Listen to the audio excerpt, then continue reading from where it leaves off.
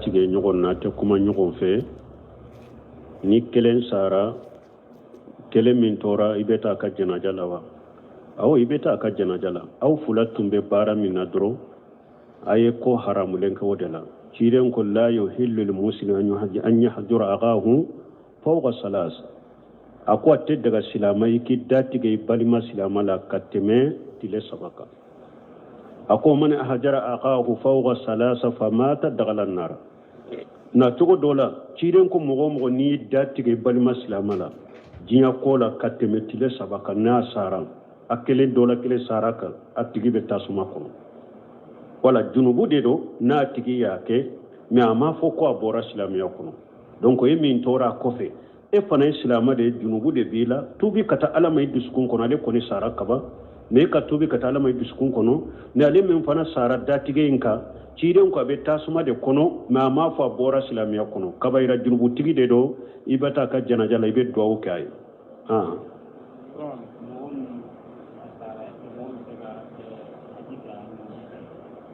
ko mɔgɔ min sara mɔgɔ bɛ se ka haju kɛ a nɔ la wa donc b'a ko n'a y'a sɔrɔ a ma farida hiju kɛ a ma farida hiju kɛ a yɛrɛ ye se sɔrɔ a tun bɛ se ka taa hiju la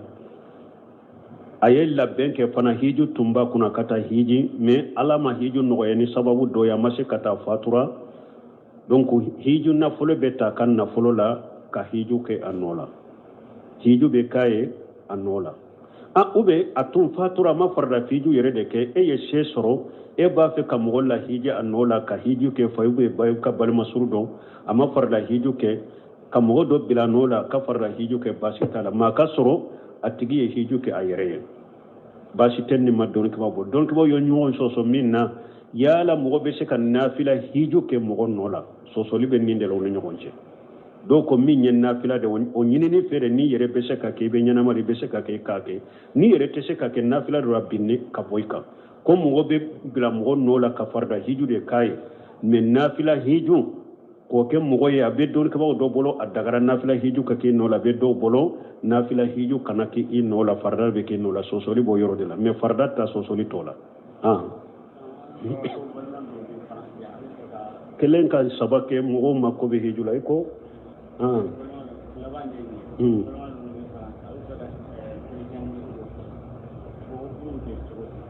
bon ko an balimakɛ dɔ bɛ faransi a b'a kɛ ka kerecɛmuso bɛ dɔ furu o furuli bɛ kɛ cogo di kerecɛmuso furuli bɛ kɛ cogo di bon ni kerecɛ de don kafiri de don a ɲɔgɔnna kafiri a ka walijuw b'a ka furusiri kɛ mais min ye e ka taa igiliji kɔnɔ ka t'u nɔfɛ igiliji kɔnɔ k'u bɛ taa furu siri ye e ka taa igiliji kɔnɔ silamatɔ o de tɛ bɛn i ye mais ni kafiri de don a ka waliju de bɛ furu siri n'a y'a sɔrɔ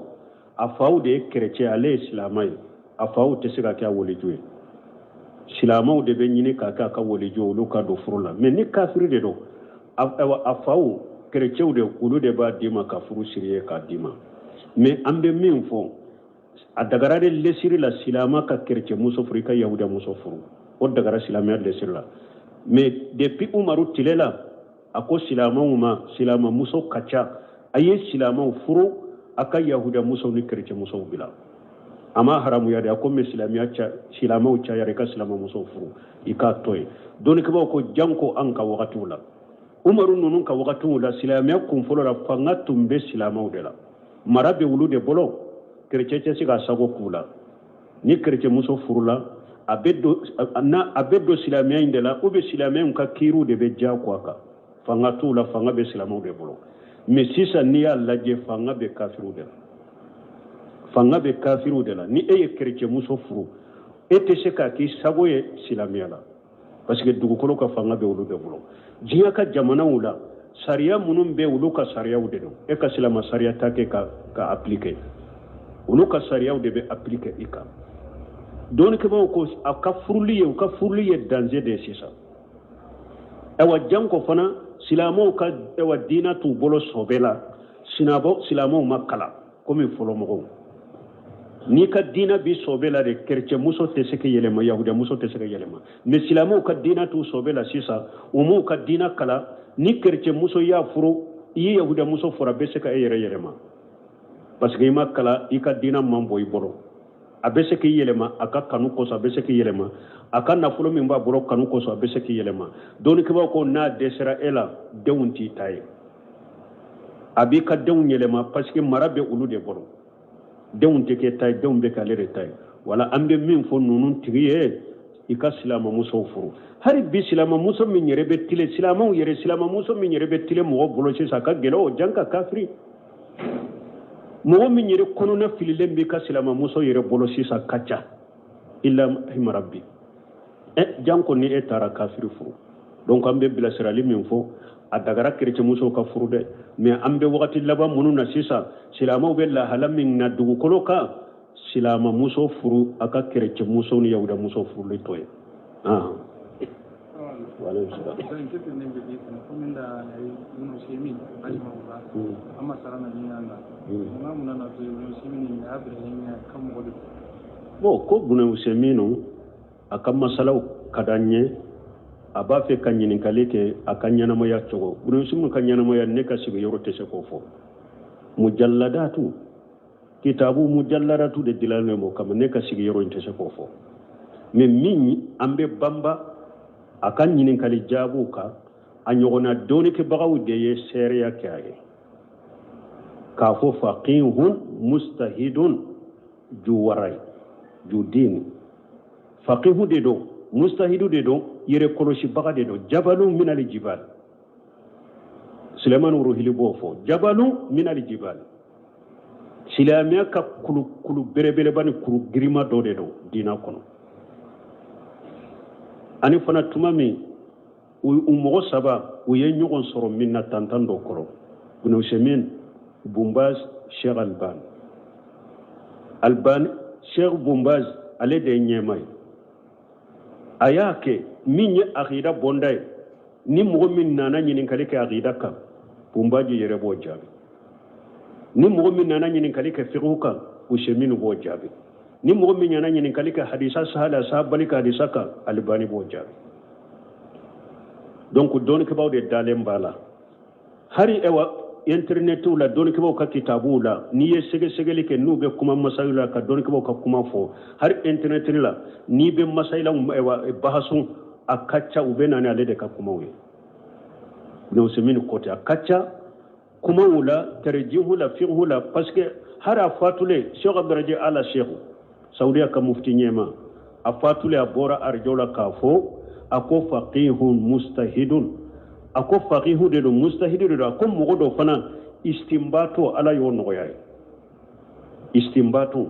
aya la an ka wagatiw la an ba ko dɔ la ka ko in delila fale ka bɔ aya dɔ la ka sama ka bɔ aya dɔ la ou bien ka sama ka bɔ hadisa dɔ la ala y'o nɔgɔya ye a ko mɔgɔ dɔ ala y'o nɔgɔya ye donc a ka yɛrɛ kɔlɔsilen de do mɔgɔ dɔ mɔgɔ min tun yɛrɛ kɔlɔsilen do diina la kosɛbɛ wala o de y'a to an bɛ banba a ka masalaw kan mais Sheikh Salih Fawzani jabalu mina jibali u bɛɛ ye dɔnnikɛbagaw de Fawzani fana titiri min b'a ye Ibn Usaymin fatutɔ n delila k'a fɔ kalanden y'a ɲininka e bananden filɛ anw kɛnɛyalen don an bɛ se ka sa i ɲɛ dɛ anw ka marijanw ye e dɛ mais ni e tɛ sisan i b'an bila ka taa jɔn ma a ko ayna al-faqih faamubaga bɛ min a ko alaykum bi Sheikh Salih Fawzani fa innahu faqihu wa ju diini a ko ni ne tɛ ka a ye taa Fawzani fɛ a ka taa ɲininka faamubaga do diina tigi do ani Abdulaziz Rajihi ani Abdurrahman Baraki Usaymin ye nin saba fɔ Sheikh Abdallah Bumbazi o tɛ bana yɛrɛ ye don dɔ la ka kalanden dɔ y'a ɲininka ni e tɛ an ka dɔ ɲininka a ko Sheikh Salih Fawzani a ko Fawzani ɲininka kalanden ye karamɔgɔ dɔ tɔgɔ fɔ u m'o fɔ kaseti in kɔnɔ a ko karisa don a ko huwa faqihu a ko faamubaga de dɛ mais Sheikh Salih Fawzani ɲininka i bɛ Fawzani ɲininka Abdul Musin Abadi a ka kaseti kɔnɔ n yɛrɛ y'a mɛn a ta a ko tuma min Bumbaji fatura ale wulila Madina ka taa Kashim Uneza Usaymin ka dugu ye Uneza a taara Usaymin sɛgɛrɛ a taara bɔ a la ka taa fɔ ka sɛgɛrɛ ale ko Usaymin ma ni masayila min gɛlɛyara anw bolo an tun bɛ mɔgɔ sagi ka taa Bumbaji de ma mesha bumbaji fatura ni masaila min nana amma nana fuye kado ambe mogo sagi kana ima Abdul Musin Abadi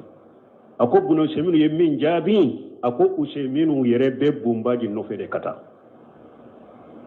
ako buno Useminu yere tatoro bumbaji nofe asanyele ma droale yere fatura donc wala wodi yato akam masaila ambu fo kacaya a segelende do anyogona doni ke bawu ye sharia ke aye ni famu de ani fiqhu de ani istimbatu ye ani yere kolosi aha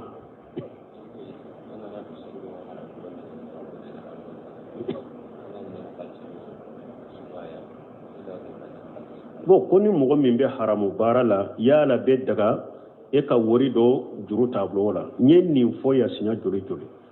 nko wori ni bara cago de ya haramu ya aduni haramu ya tigi de bolo mais na anana mogo min ni sira jelenya adagara e anko yahudiyaw ala ya fo qur'ana kono sama'una lil kadhibi akaluna lisuhudi ako yahudiyaw be galol lamme ko jugu ube haramu do aya warela wa akilihum riba ako yahudiyaw kay riba dun sababula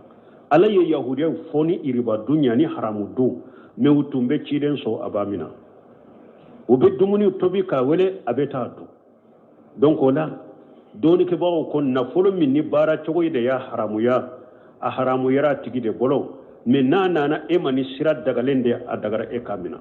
bashi tola wala e kata juru ta tigi bolo bashi te e kan ni ba ka juru sarade na folo haramu len juru ga lede ka me ne e tara juru de sta bolo ki kam ma ko nyana ni ba ka juru sagama fente e ka bola me an ko de ni na fulo haramu yale yere baru ni na fulo haramu lende adira nema bara cogo de ya haramu mba to e purun kun yere koloshin kana ni fe subu habi femmi nan kana don kono basi tika ibe se ka to ko Abubakar yemi nyugo nake ne ama haramu eka mun na don ke bawo ko ni riba na fulo be min bolo ube dolo na fulo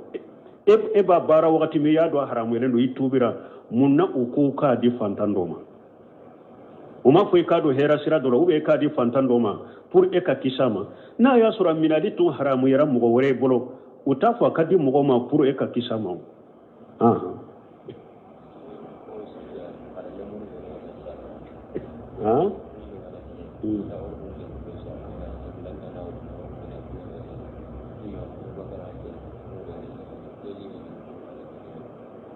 bo ko kalande munu sigilembe Saudiya gouvernement iba soro organisation ya organiser de ni sai na kalande hakke dobe ube nyamariya di awma aka hiji mais kalande dobe nyamariya ma de ema aka hiji ba fo ma at-tashrihu nyamariya be di doma au ka hiji nyamariya te di doma ko aka hiji ko nyamariya ma di mo ma tashrihu tu bolo gouvernement ma nyamariya do ema ko e ka hiji ko kalande do beta hiji kasaro nyamariya maduma ko obe chogodi lu semini nyin karan ni nala yarhamuhullah ani don ke bawro mo munum be hiju bi khairi tasrihi o be mun ke kalande do della kan yere nyin kala saudiya ala ya kantara hijula aku bake kalande min nyamariya maduma ko ka hiji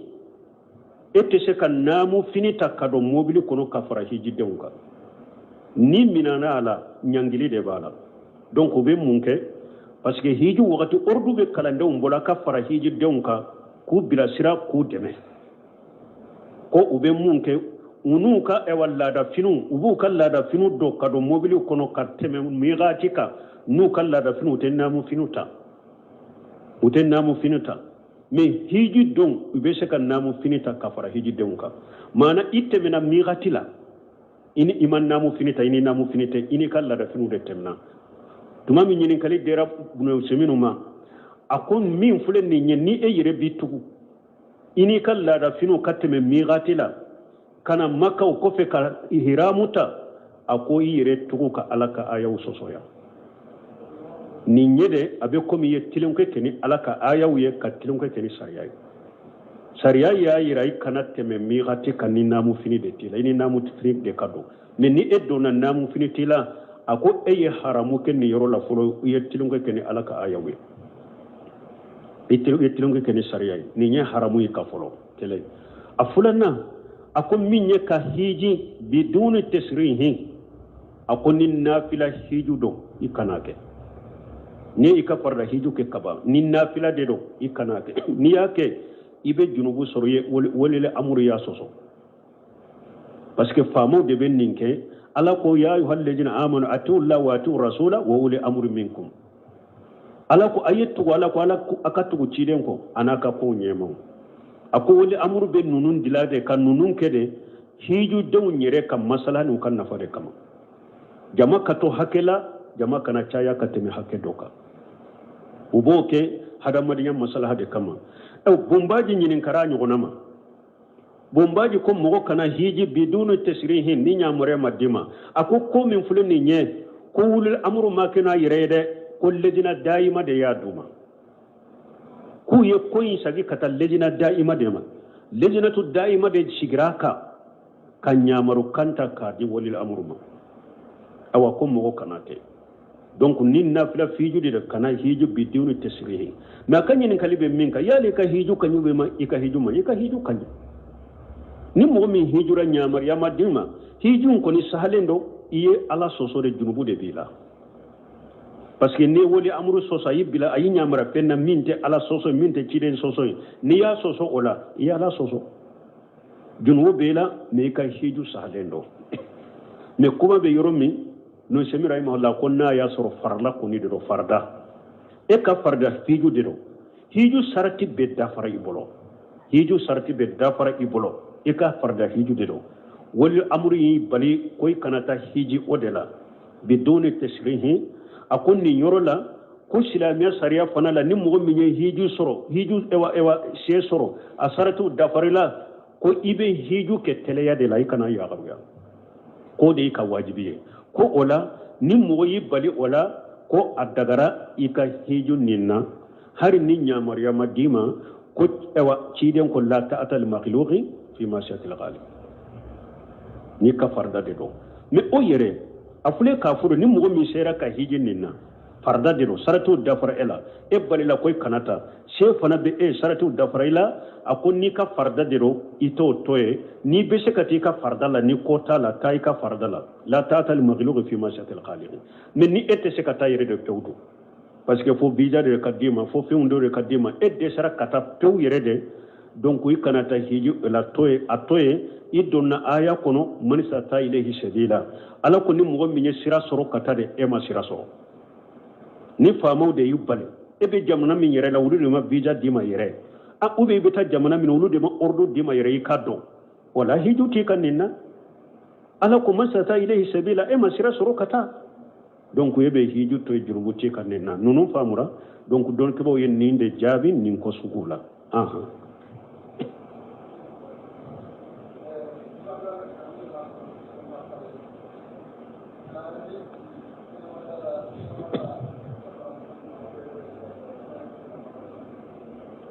bon ko ni juma do ni nana misiri sanfela ni duguma de duguma la fara ibe sigi misiri kenema ube ibe yele sanfede parce que misiri sanfela be konte misiri kono de mais ey sigili minke dala o te konte misiri kono la miro min be misiri kenema la o be konte kenema la o te konte misiri kono la mais sanfela be konte misiri kono de la ibe yele sanfede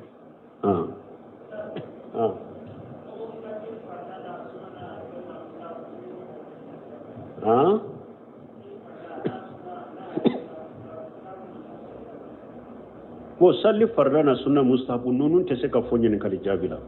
nunun be kala kitabu de la fiqhu de la dereso de la me ka foy siglembe nunun fo nunun ka bomo ka cha oma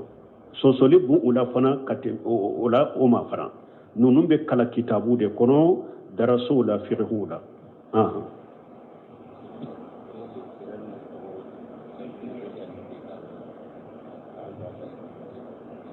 bo ko yala mugo ini ka furumuso be se ka safini wotiri salli ɲɔgɔn fɛ wa bo dɔ fana ka ɲininkali ale ko arakatali fajiri ini ka muso be se ka salli ɲɔgɔn fɛ wa dɔnnikɛbaw y'a yira min ye nafila salliw ye wakati ini ka muso ka salli ɲɔgɔn fɛ basi t'a la mais a t'a kɛ laada de k'a kɛ laada ye kuda wakati bɛɛ e ni ka muso de bɛ safoni wotiri salli ou bien ni ka muso bɛ rakatal fajiri salli ɲɔgɔn fɛ o de tɛ sunna ye mais a sabatira wakati ciden ye a ye nafila salli mɔgɔw sallira a nɔfɛ a ka so kɔnɔ ani fana hadisa dɔ nana ciden ko sofɛla la ko ni mɔgɔ min wulila cɛ min wulila ka salli cɛ min wulila ka sofɛ nafila kɛ i y'i ka muso wuli pour a ka fari k'a ka salli ni muso ma wuli i ye ji ta k'a sari a ɲɛ la pour a ka wuli a wulila a sallira ko arahimallahu rajula ciden ye duwawu de k'i ye ko ala ka hinna cɛ la ala ka cɛ nɛɛma cɛ min sofɛla la ni wulila i y'i ka muso wuli a ma wuli i ye ji ta k'a sari a kan pour ka ji funpa pour a ka wuli a fila ka salli ɲɔgɔn fɛ ala ka hinɛ la a ko ala ka hinɛ muso fana la sofɛla la n'a bɛ wuli a y'a cɛ wuli k'u ka salli ni cɛ ma wuli a ye ji ta ka funfɔ a la pour a ka se ka wulila fila sallira ɲɔgɔn fɛ ala ka hinɛ la hadisa dɔ fana la a ko ala ka hinɛ ni muso la hadisa dɔ fana la ciden ko cɛ n'a wulila sufɛ i y'i ka muso wuli a sigira a jɔra i kɔfɛ a yɛrɛ kan fila salli ala ye aya min fɔ jakirina allaha kasira wa jakirati ko ala b'aw tɔgɔ safa olu la ko ala b'a tɔgɔ sɛbɛ olu la wala wagati i ni ka muso ka safoni wotiri salli ou bien wagati i ni ka muso ka rakatal fajiri salli ɲɔgɔn fɛ n'a ma kɛ ko ye n'a bɛ duma ka kuda baasi t'a la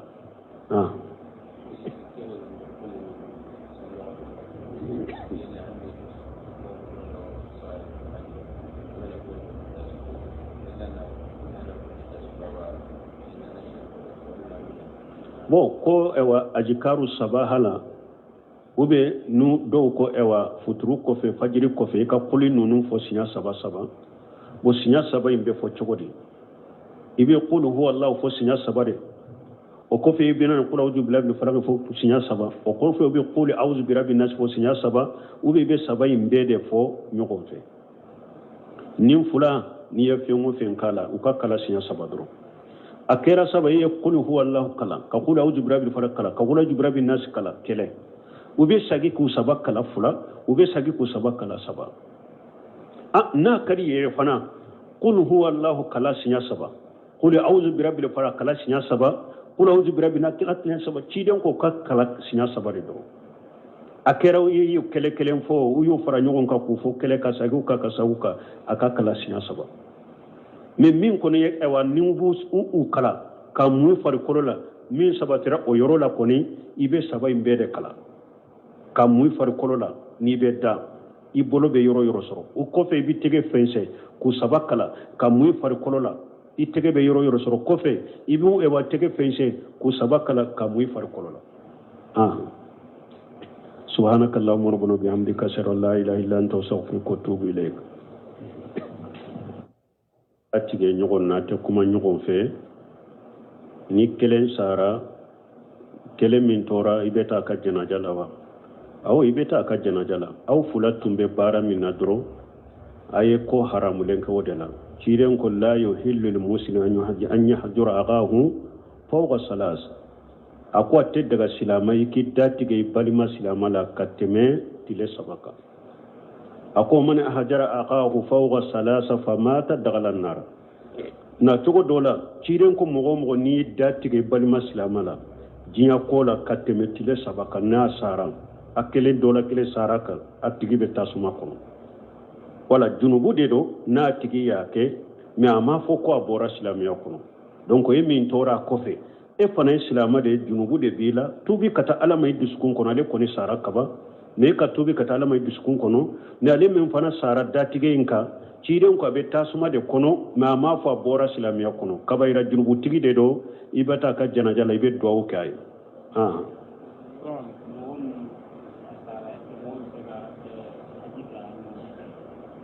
ko mɔgɔ min sara mɔgɔ bɛ se ka haju kɛ a nɔ la wa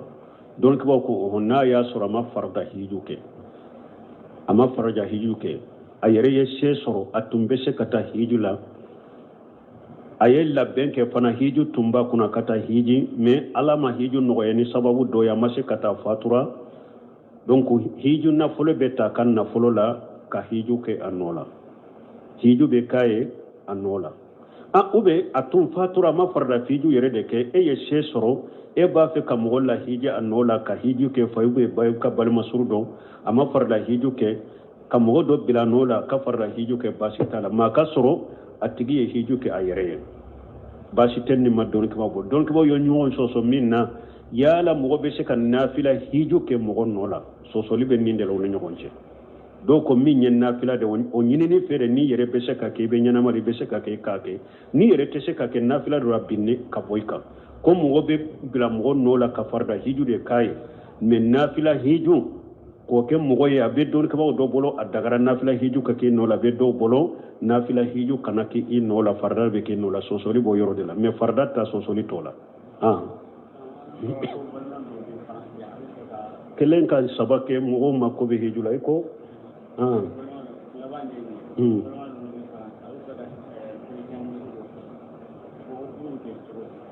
bo ko ambalma ke do be faransa ba ke ka kerce muso be do furu o furuli be ke cogodi kerce muso furuli be ke cogodi on ni kerce do kafiri de do anyona kafiri aka woli jo ba ka furu sirike me minye e kata igiliji kono katu no fe igiliji kono ko beta furu siriye e kata igiliji kono islamato o de tebbe iye me ni kafiri de do aka woli ju de be furu siri na ya soro afaw de kerece ale islamay afaw te siga ka woli ju islamaw de be nyini ka ka woli ju lu ka do furu la me ni kafiri de do afaw kerece de ulu de ba dima ka furu siriye ka dima me ambe min fo adagara de lesiri la silama ka kerce muso furu ka yahuda muso furu o dagara silama lesiri la mais depuis umaru tilela ako silama muso kacha aye silama furu aka yahuda muso ni kerce muso bila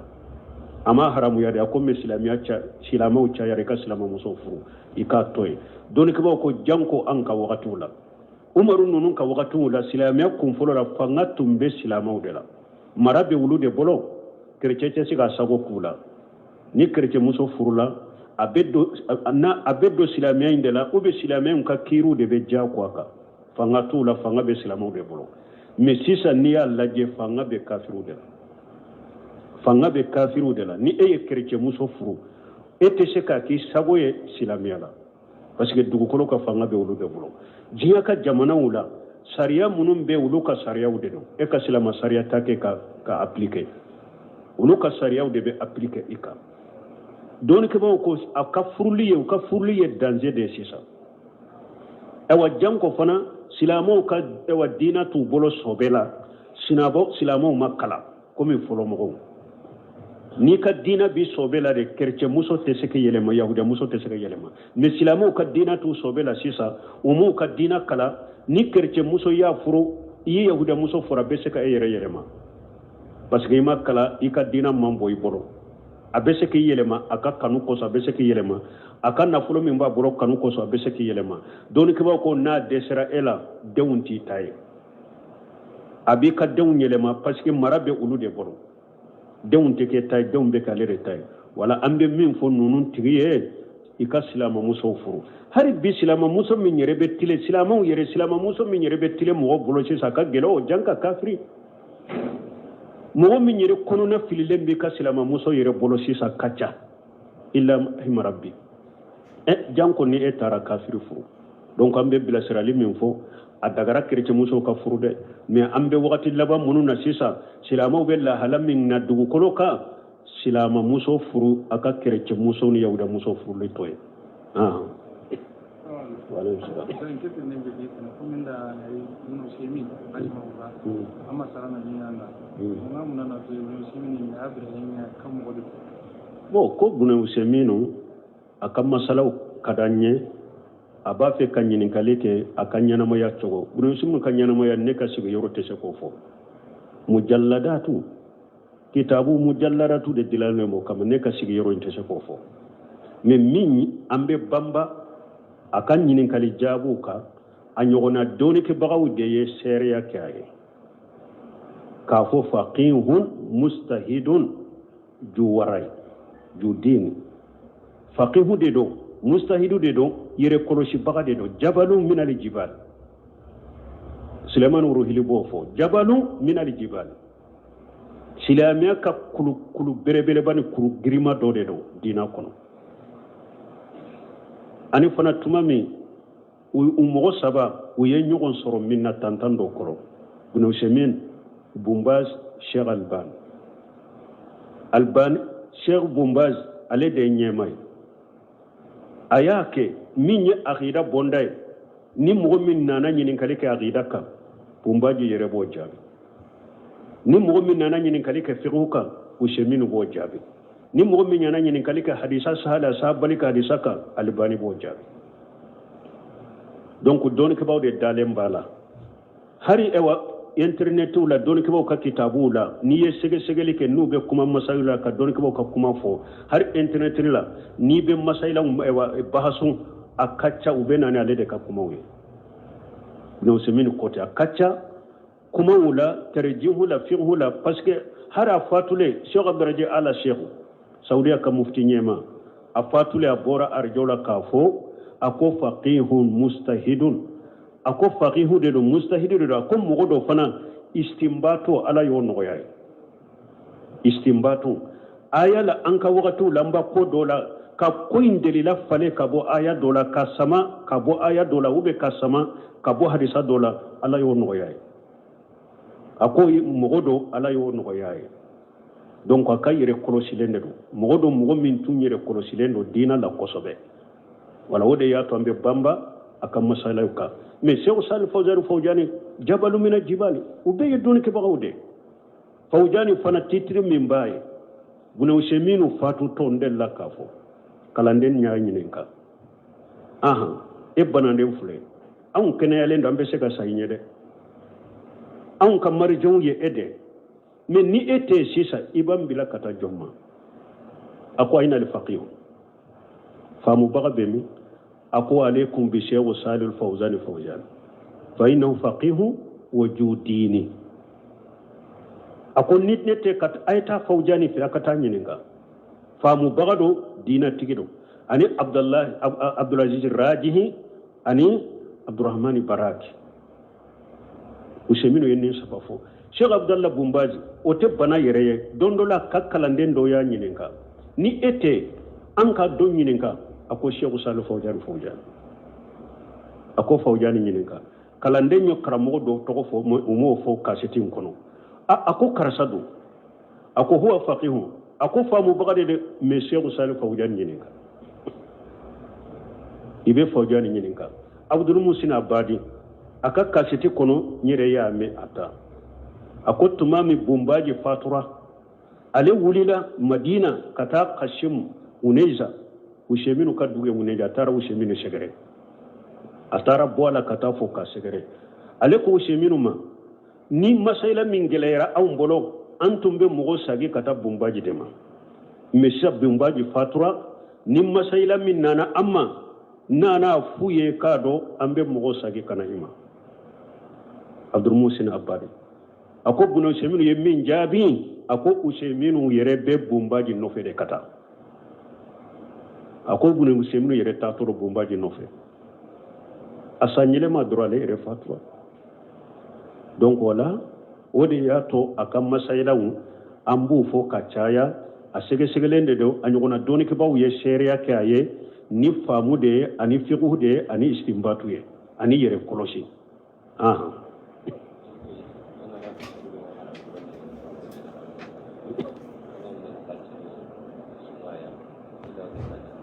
bon ko ni mɔgɔ min bɛ haramu baara la